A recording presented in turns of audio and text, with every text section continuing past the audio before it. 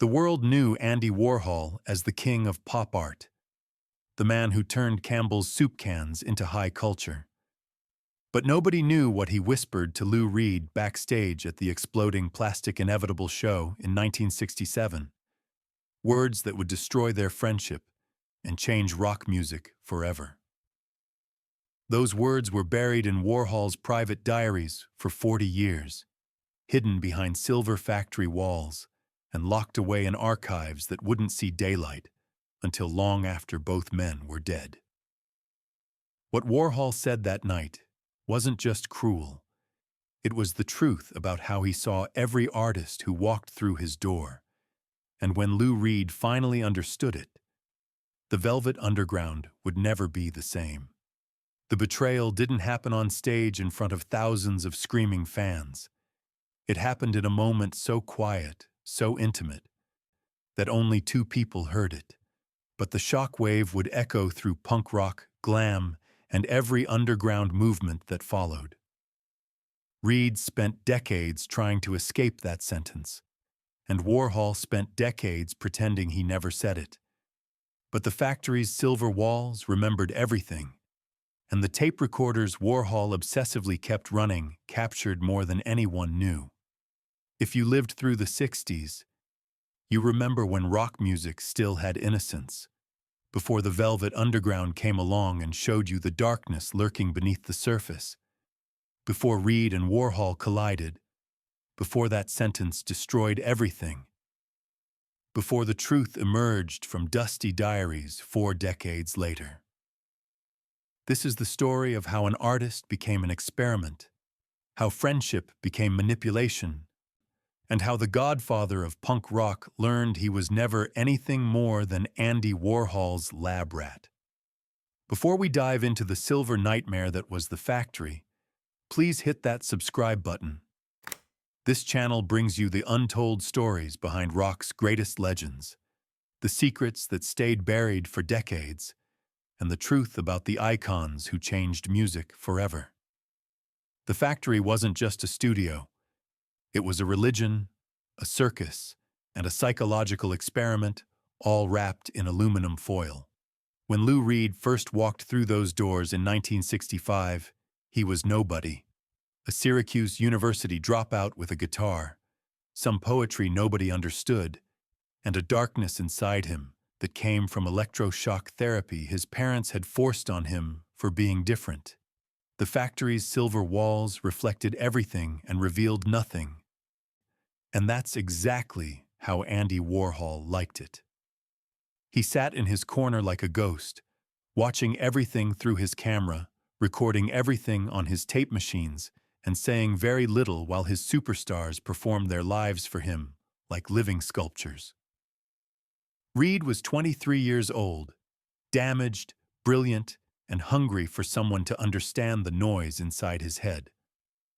Warhol was 37, already famous, already bored with fame, and always searching for the next beautiful disaster to capture on film.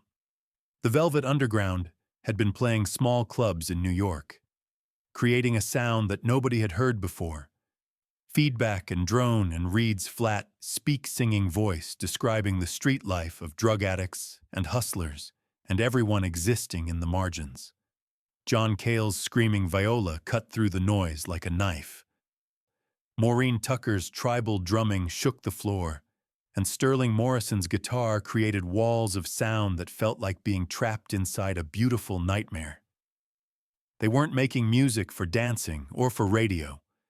They were making art that hurt, and Warhol recognized that immediately. He didn't hear songs. He heard his next project, his next experiment, his next opportunity to shock the art world that was already growing tired of soup cans and Brillo boxes. When Warhol approached them with his offer, it seemed like salvation. He would manage them, promote them, give them a platform in his multimedia extravaganza called the Exploding Plastic Inevitable, where films would project over the band while they played, where dancers would move in slow motion, where strobe lights would create seizures and ecstasy in equal measure.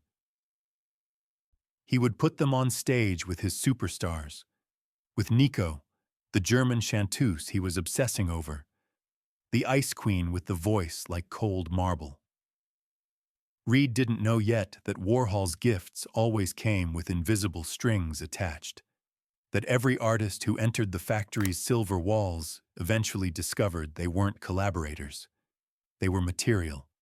But in those early months, it felt like magic. Warhol printed them on album covers with his banana design, gave them credibility in the art world, put them in front of audiences who had never heard anything so raw and real. For the first time in his life, Lou Reed felt seen. But Warhol had a method, and that method was control disguised as freedom. He insisted they work with Nico, that she sing lead on several songs even though Reed had written them for his own voice. Reed watched as Warhol positioned Nico at the front of the stage, the blonde goddess in white, while the Velvet Underground became her backing band in the shadows. Every rehearsal became a battle, Reed fighting to maintain his vision while Warhol quietly rearranged the pieces on his chessboard. The factory's regulars saw it happening, the way Warhol would whisper to Nico before shows, the way he'd frame photographs with her in the center and the band as background texture. To Warhol, the Velvet Underground wasn't a band with a vision. It was material he could shape. And Lou Reed was just another superstar performing a role Andy had written for him. The recordings for their first album became a war zone of egos and artistic vision.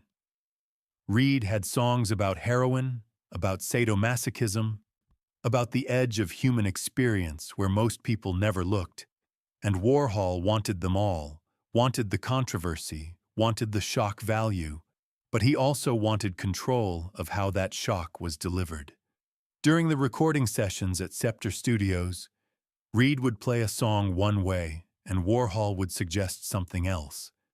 Not loudly, not forcefully, but with that quiet insistence that made you question your own judgment. John Cale stood between them, the classically trained Welsh musician who understood avant-garde composition and saw Warhol's vision as legitimate, which only deepened Reed's growing paranoia. Was everyone in the factory working against him? Was Warhol slowly stealing his band, his songs, his identity? The exploding plastic inevitable shows throughout 1966 and early 1967 were sensory assaults, overwhelming experiences that left audiences either transformed or traumatized. Films of factory superstars flickered across the band while they played, images of drug use and sexuality that pushed every boundary. Strobe lights flashed at frequencies designed to disorient. Dancers moved like beautiful zombies, and somewhere in the middle of it all, the Velvet Underground created a sound like the city's dark underbelly had learned to sing. People walked out. People stayed and had religious experiences. Critics called it genius and garbage in equal measure. But Lou Reed was noticing something disturbing in how Warhol talked about the shows. How he never called the Velvet Underground the main event. How he always framed it as his multimedia experiment, with the band as one component among many. Reed had thought they were collaborators creating something revolutionary together. He was beginning to realize he was just another paintbrush in Andy Warhol's hand. The night it happened, they were backstage at the Gymnasium on the Upper East Side in April 1967, preparing for another exploding plastic inevitable performance. The first Velvet Underground album had just been released to confusion and small sales, the banana cover that Warhol designed becoming more famous than the music inside. Reed was frustrated, exhausted from months of touring, tired of fighting with Nico, sick of Warhol's manipulations disguised as artistic direction. He had just finished arguing with Cale about the set list when Warhol appeared beside him in that ghost-like way he had, materializing from nowhere with his silver wig perfect and his expression blank. Reed turned to him, looking for support, looking for acknowledgement that this was his band, his vision, that Warhol was supposed to be helping, not controlling. He said something about wanting more creative freedom, about feeling like the multimedia show was overwhelming the music, about needing Warhol to step back and let the Velvet Underground be what they were meant to be. And that's when Warhol said it, so quietly that nobody else heard, so calmly that it took Reed a moment to process the words. Warhol looked at him with those blank eyes behind his glasses and said, "Lou, you're just an experiment. You're material, like Nico, like all of them. That's what you are to me. That's all any of you are." The exact phrasing would remain disputed for decades, remembered differently by Reed in rare moments when he discussed it. But the core message was unmistakable. To Andy Warhol, Lou Reed wasn't an artist to collaborate with. He was a specimen to observe, to document, to use. Reed stood there in the chaos of the backstage area, with the sound check bleeding through the walls, with factory superstars getting dressed and getting high around them, and felt something crack inside him. He had survived electroshock therapy as a teenager, survived his family trying to cure him, survived years of rejection and struggle, and he had thought finally someone understood him. Someone saw his genius. But Warhol didn't see genius. Warhol saw material. Raw material to be processed through his art machine and transformed into Andy Warhol product. Reed didn't explode, didn't scream, didn't make a scene. He just nodded, turned away, and started planning his escape from the factory's silver cage. That night's performance went as scheduled. The strobe lights flashed, the films projected. Nico sang her cold marble songs, and Lou Reed played his guitar with the growing certainty that he was done being Andy Warhol's experiment. Within months, the relationship disintegrated. Reed and John Cale forced Nico out of the band, reclaiming the Velvet Underground as their own. Warhol, loyal to his Ice Queen, stepped back from managing them, though he maintained his presence like a ghost, refusing to leave a haunted house. The band's second album, White Light, White Heat, recorded in 1968, was their response to Warhol's control, a sonic assault so brutal and uncompromising that it made their first album sound tame. Reed pushed every boundary further, making music that was deliberately uncommercial, almost unlistenable in its intensity. It was a declaration of independence, but it was also a middle finger to the man who had called him an experiment. But Warhol's sentence had done its damage. Reed became increasingly paranoid and controlling within the band, seeing manipulation everywhere because he had learned from the master how manipulation worked. He and Cale, who had been brothers in creating the Velvet Underground sound, began fighting over artistic direction, over control, over who was really in charge now that Warhol's influence had theoretically ended. The irony was brutal. Reed had freed himself from one manipulator only to become one himself. He forced John Cale out of the band in September 1968, replacing the classically trained musician whose viola had defined their sound with a conventional bass player. The Velvet Underground would continue, would make softer, more accessible albums, but something essential had died. Warhol had taught Reed that artists were material to be used, and Reed had learned the lesson too well. Years would pass before they spoke again. Warhol moved on to other projects, other superstars, always searching for the next experiment. Reed built a solo career, had commercial success with Walk on the Wild Side, became the godfather of punk rock, influenced generations of musicians who understood the darkness in his songs even if they didn't know where that darkness came from. When journalists asked about Warhol, Reed's answers were carefully controlled, praising his visual art while subtly diminishing his role in the Velvet Underground's creation. He talked about Warhol's importance to pop art, while insisting the band's music was entirely their own. He never told anyone what Warhol said that night backstage, never revealed the sentence that destroyed their friendship. Then, in June 1968, Valerie Solanas walked into the factory and shot Andy Warhol 3 times with a .32 caliber pistol. She was a factory hanger-on, a radical feminist who had written the Scum Manifesto, Society for Cutting Up Men, and blamed Warhol for stealing her work and controlling her life. When she pulled the trigger, she was trying to kill the man she saw as the ultimate manipulator, the puppet master who turned everyone around him into performing objects for his amusement. Warhol nearly died on the operating table, his internal organs shredded by bullets, and when he survived, it was changed, traumatized, afraid. The factory's doors became more guarded, the silver walls that had once welcomed anyone interesting now protected by security.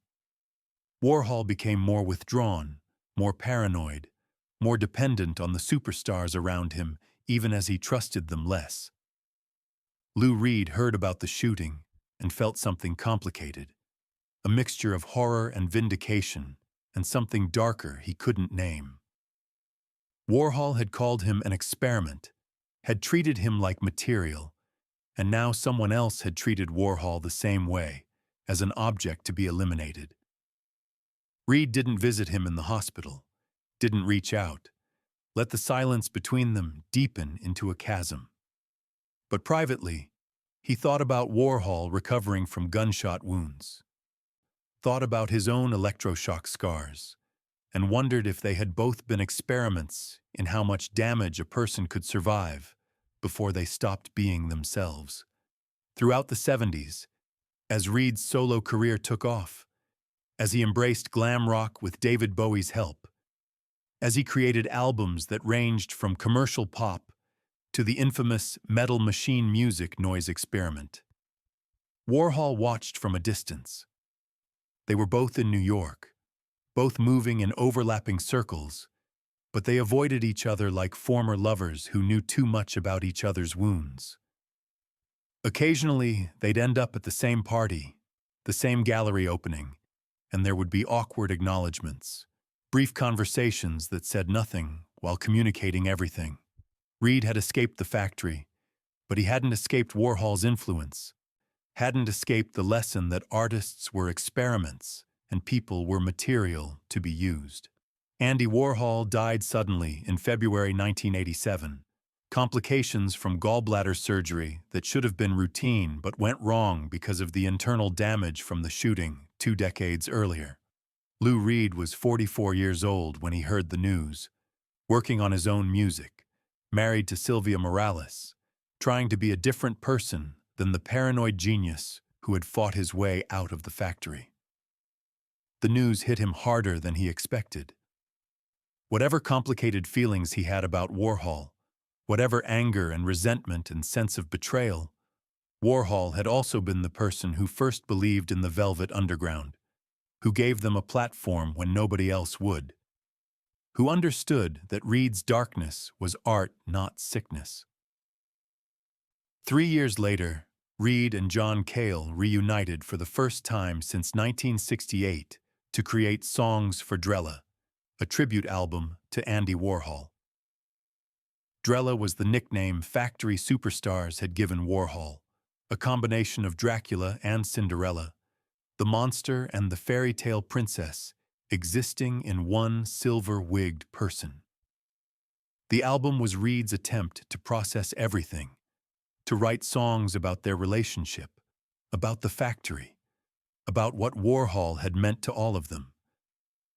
There was anger in those songs, but also love, also gratitude, also the acknowledgement that Warhol had shaped them all in ways they were still discovering.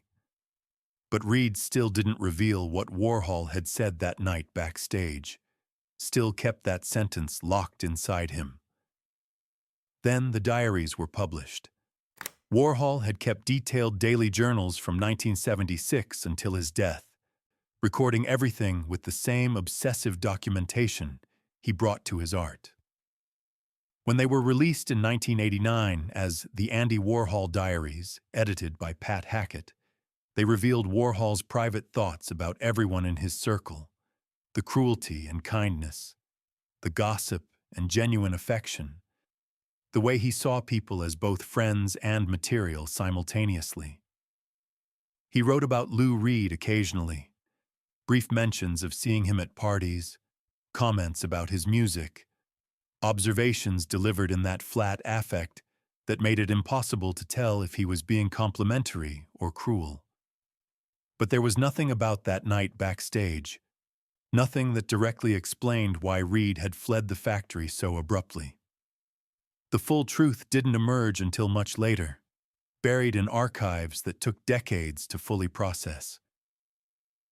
The Warhol Museum in Pittsburgh held thousands of items from the factory, and slowly, as researchers went through boxes and files, as they listened to hours of tape recordings Warhol had made, a fuller picture emerged of how he saw the artists around him.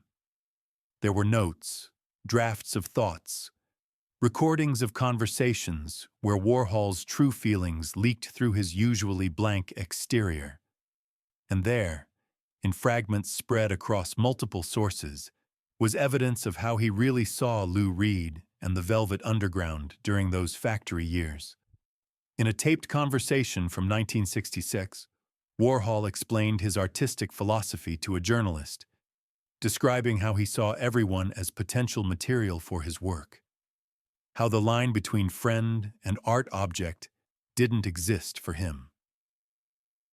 He talked about the Velvet Underground as a fascinating experiment in controlled chaos, in using rock music as performance art, in seeing how far you could push commercial boundaries before the audience rejected you completely.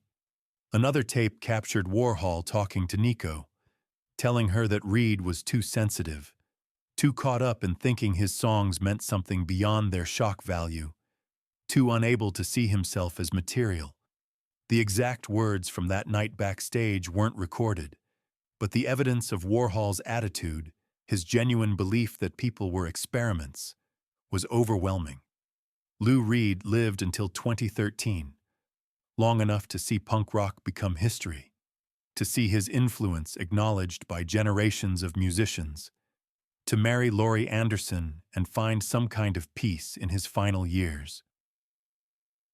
He did hundreds of interviews over those decades, talked about the Velvet Underground endlessly, gave different versions of the factory story depending on his mood and who was asking.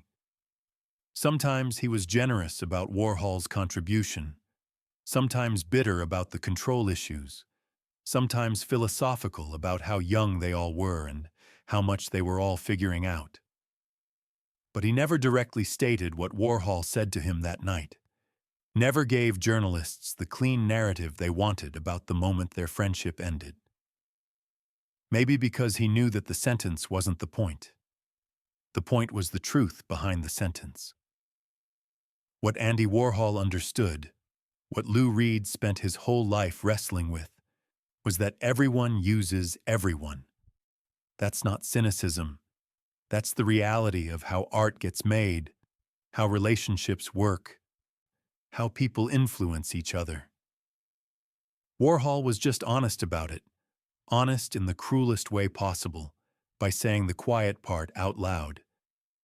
Reed had used the darkness of his electroshock trauma to make art.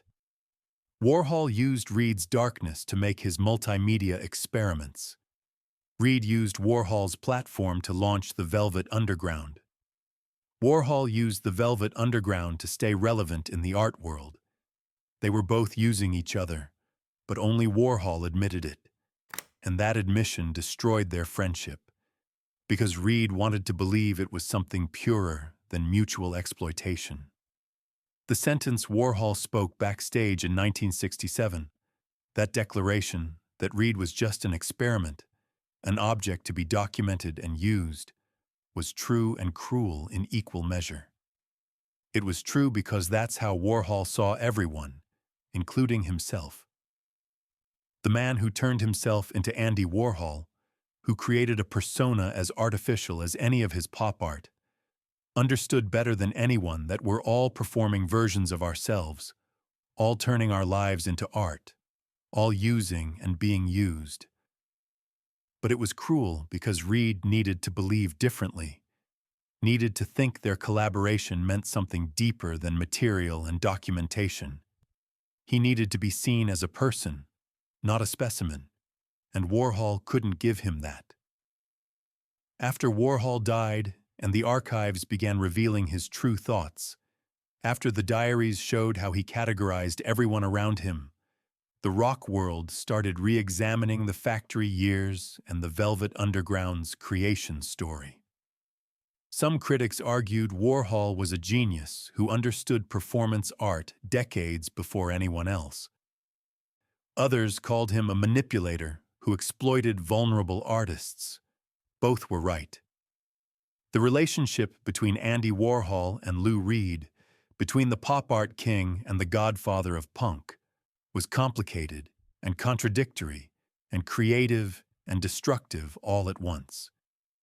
It produced some of the most influential music of the 20th century, and it destroyed a friendship that might have changed both their lives if they'd been able to understand each other better. Lou Reed died in October 2013, a liver transplant complication, surrounded by Laurie Anderson and the peace he'd finally found through Tai Chi and meditation and letting go of old angers. His obituaries mentioned the Velvet Underground, mentioned Walk on the Wild Side, mentioned his status as a rock legend who influenced everyone from Patti Smith to Joy Division to Nirvana. Some mentioned his complicated relationship with Andy Warhol, that brief, intense collaboration that launched his career. But none of them knew about the sentence spoken backstage that night, about the moment Reed realized he was just material in someone else's art project. That secret died with him, existing only in fragments scattered through archives, in the memories of factory witnesses who heard pieces of it, in the careful absence at the center of every story Reed told about those years. The silver factory walls are gone now, torn down and redeveloped, turned into ordinary Manhattan office space where people work and never think about the experiments in human behavior and artistic manipulation that once happened there. But the music remains. Those Velvet Underground albums that sound just as strange and revolutionary now as they did in 1967, proof that sometimes the best art comes from the worst relationships, that genius and exploitation can exist side by side, that being someone's experiment doesn't mean you can't also be an artist yourself. Andy Warhol taught Lou Reed that people are material, and Lou Reed spent the rest of his life trying to prove that material could talk back, could create its own meaning, could escape the frame its supposed master built around it. Whether he succeeded is still being argued in music classes and art schools, but the argument itself is proof that he mattered, that he was more than just an experiment, more than just another superstar in Andy Warhol's collection of beautiful disasters. The question isn't whether Warhol was right to call Reed an experiment. The question is whether Reed's entire career, built on the anger and betrayal of that moment, proved that experiments can become something greater than the people who designed them.